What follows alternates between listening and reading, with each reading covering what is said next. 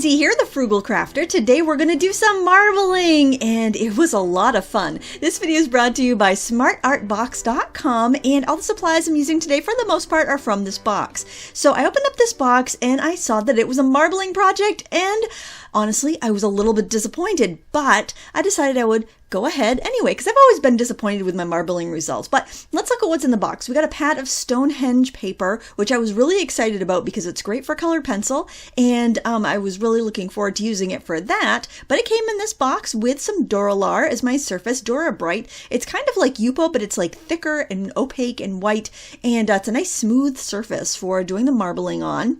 It's a really interesting surface. We've also got some scraps just for testing the marbling or for cleaning up your space as you're working, cleaning up your tray. And we've got some skewers, and these are always just handy to have in the craft room anyway, but they're meant for swirling your paint around in the marbling. We've got some fine liners that have 3 different nib widths from Spectrum Noir, and this is actually very fitting for me because I have just kind of used up a few pens, and this is going to be a perfect replacement. These are very similar to the Microns and Pitt pens, and just really nice for drawing and whatnot. I believe they're waterproof, but I haven't put them to the test yet. They're just a nice pen. I'll swatch them out in just a second. I really enjoyed the variety of products that came in this box, and I think there'd be a lot of other uses for them too, even if you weren't into marbling, but I gotta say, I really enjoyed the marbling here. So here you can see kind of a midpoint pen here. We've got a fine tip here, and it also has a really almost like Japanese style brush nib, which is just nice and fine, but you can press it to get a thicker result. I'll use these for a lot of drawing, I think, although I didn't end up using them in the marbling project. As you can see, I'm voicing this over after the fact because it was kind of noisy when I was trying to record today in my studio. So for the paints, we actually got a really nice variety of colors. We got some gloves to protect our hands, which you are definitely going to want because this particular marbling paint is really robust. So we've got some different colors here. These are the Marabu Easy Marble paints. This set here has a gold, a silver, and a black, so it's kind of like your basic and special effects colors. We've got the sunset colors, which are shades of red, and we've got some pretty blues there. So a nice variety of colors. So you can get like warm colors, cool colors, most colorways that you want that aren't like pastel. Although I suppose you could mix some if you wanted to. They didn't have any white, so I don't know if they carry a pastel shade. There was like one pastel blue there, but you could definitely get the hang of it and then add to your collection if you really like this. Now I thought I would make myself a marbling rake since I've got all these skewers, and what I did was I cut the lip off of my Smart Art box, and then I just arranged some skewers about 1 inch apart, and then I just taped it down with a piece of masking tape. It's nothing fancy, but it worked great, and I can reuse it, so there's no point to throw it away just because you made it out of garbage. Basically, you can keep reusing it, which I think is awesome, and it was free, basically. It was stuff like cardboard. You're going to throw it away. You could totally make that with toothpicks and a cardboard box if you don't have this box. I think this box is all sold out. So what I'm doing here, I just have an old tray and I'm pouring in some water. Don't do this on anything you want to be nice afterwards. You are going to pretty much ruin this for anything nice. It's going to have to be marbling dedicated or just kind of, craft dedicated after this. So you want to start off with one color, and that color is going to spread across the surface of the water. Then as you add your other colors on top, they're going to kind of stay together. They're going to kind of blob up a little bit. And you can use as little or as much as you like here. It just depends on the effect that you want to get and how many pieces of paper you want to try to marble from one go. Now you want to work quickly with this marbling because can you see how that film has already dried on the surface? If you've ever done fingernail marbling with fingernail polish, it's a very similar effect. So I took my time on this and I realized that I needed to go a lot faster when I do my next experiment. But still, I just wanted to kind of push it around and see what I got. I pulled out the clumps that had dried already, and then I decided I would try to marble this piece of watercolor paper that I had cut down to be a journal cover. And it actually came out pretty good for, never using this product before. The thing I really liked about this paint, it's oil-based paint. It does have a little bit of an odor to it, so it may bother some people, but I really liked that the colors were super bright, and that's the problem I've had with water marbling in the past. I've had really dull colors. watercolors. Now this is just with the leftover. I just put some like leftover watercolor paper in there, and I made this beautiful secondary marbling print, which I thought was great. So what I'm doing here is I'm just going with my finger and I'm swirling it around, and I'm kind of picking up all of the dried paint, which is now dried to my finger and going to get on every other project I do here. But hey, live and learn. I probably should have done that with a skewer or with one of those scraps of paper that was conveniently put into my kit. Anyway, here I worked a lot faster, and you can see I got a much nicer result. I didn't have that globbing of the dried paint, so that would be probably a tip for using this kit. If you've got this kit, go fast. If you're using this marbling product by Marabou, just work fairly quickly. I like that too because it does dry pretty quickly.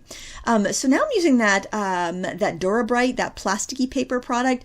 This looked fantastic with that marbling. I don't know what I'm going to do with these papers. I actually chopped them down to be card fronts, and then I saved the scraps because they were all so pretty. But it's a really interesting material. It's quite durable too. I might use it on the cover of another book, but I'd want to put it on, like glue it down to a firmer book board. But it's really resilient, and it's so smooth that you get such a pretty result with it. So if you guys have any ideas on what I could use that paper for, please let me know in the comments below. And now I'm going to do some warm colors, so I wanted to make sure I got those cool colors out of the marbling tray. And I haven't changed my water. I've just kind of like cleared off the leftovers when I went like between colors. And now I'm just kind of swirling it around with my handy rake that I made. Now, of course, I have not water marbled very much in my life. Now here's a mistake. I put half in and I lifted it up, and then I tried to go put the other half in. What I should have done was what I did on that first one and just kind of done it in a swooping motion, and then I wouldn't have had that weird, awkward line there. But I'll show you how I overcome that when I go to craft with this paper. But it's just something, if you're going to do something bigger than your tray, try swooping the paper through so that you get a more uniform kind of print all across your paper.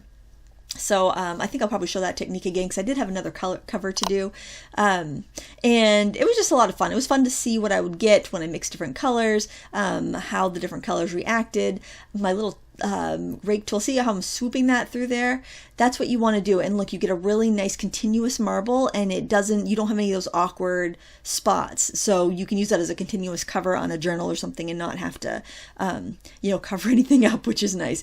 That's what I think that's half of being an artist is figuring out how to fix your mistakes. Now here I wanted to try this on that Stonehenge paper because it was included in the kit. Even though I'm saving the rest of it for some colored pencil work, it worked really good because it's a smooth printmaking paper. That worked really well too. It didn't quite have the clarity that that plasticky paper did, but it had more clarity than the watercolor paper did that had a little bit of texture to it. So it's fun to experiment with different papers. And in fact, if you wanted like a whole different vibe, you could do this on a colored paper, like a toned cardstock or something, and get a whole different look. So it'd really be worth like kind of trying it with the other things you have in your stash to see what sort of variety you can get. Now, the biggest problem I had doing this project was that my gloves were getting really dirty, and when I was touching a new sheet of paper, I kept getting the residue from my gloves on my next paper. So I think what I would do ahead of time would be have maybe some clothespins or something I could pick up the edges of my paper with. I don't know, I'd probably get those dirty too, but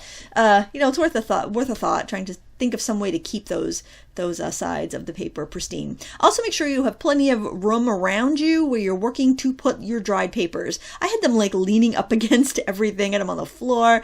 So just make sure you have space where you can set these. They won't take long to dry, but you do need places to just kind of let them dry. The paint dries quick. It's just the water drying on your paper, I think that's the most thing you have to be the most patient with. So this is actually a die set that I had bought a couple months ago, and I was anxious to use it.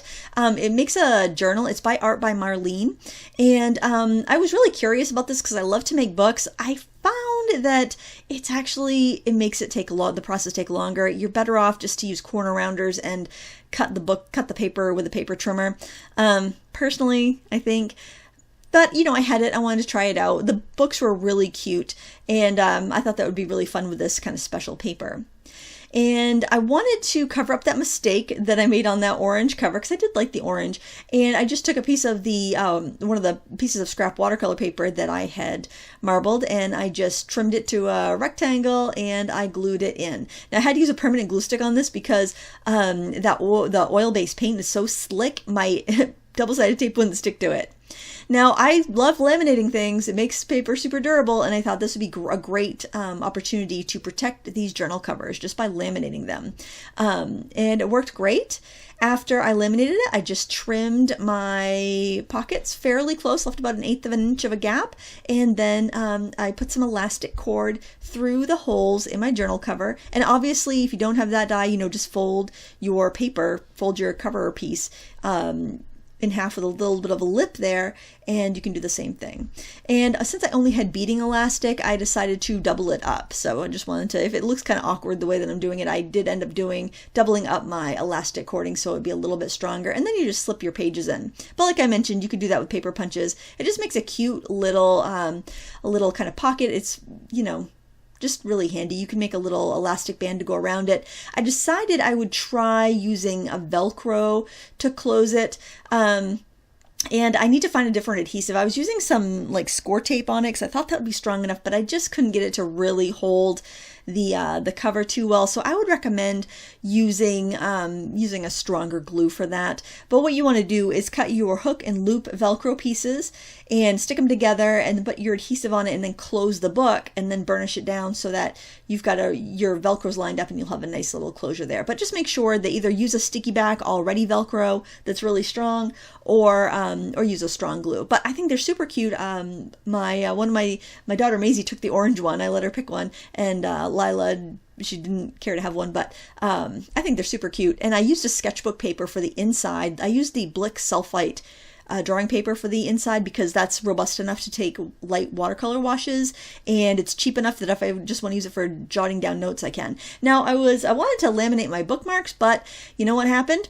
My laminator died, so I had to order a new one. It's given me quite a few years of good use, but it just died. But turns out the paper was sturdy enough, and the paint's not going to transfer, so I just decided to punch holes in them as is and put in some sweet little tassels and make some bookmarks. And each of my daughters took a bookmark, and I took one too because I'm attempting to focus and read a book during quarantine.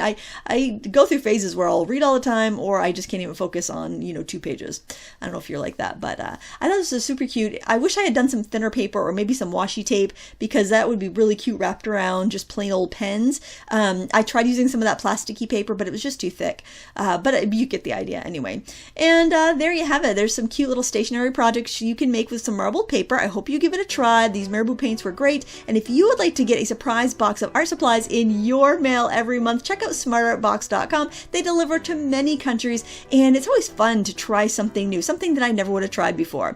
Thanks for watching. Until next time, happy crafting.